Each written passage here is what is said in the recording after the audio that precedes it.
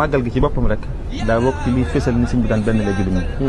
ndax gis nga bi mu demee bay digle cant gi waxul ne sama waa kër bu ñëwatee na ngeen ko màggal dane bu ñëwetee képp koo xam ne sama mbég sa mbéga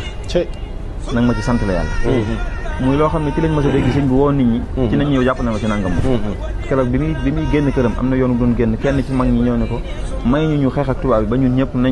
na fi suñ bakkan des baa ñu rey la ñu sëñ bi ne ko liggéey bi may liggéey soxlawu ma ci ku ma ci jàppale ragalu ma ci am noonu suñu borom doon na ma ci sëkk ausimami bi yedillah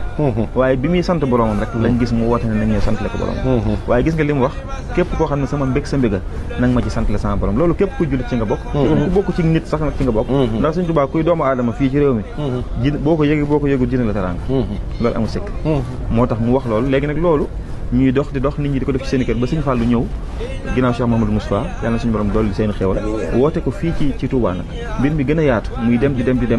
daayira Rawdu jàpp nañ ci waaye comité d'organisation bi ñu ñëwee nag ñoom gën a yaatal mbir yi di taxawal ay colloque di def ay conférence yeneen jullit ñi di ci ñëw ñu gën a xam ne sëñ bi léegi màggal gi am beneen dimension bu international bu gën a yaatu tamit nga xam ne màggal Touba mujj na moom it ci wàllu benn la jullit ñi man nga ne ci biir Sénégal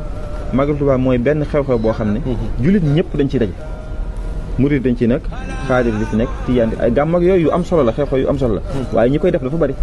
waaye màggal moom mooy jamono jooju nga wax mën a wax ne jullitu Sénégal ñëpp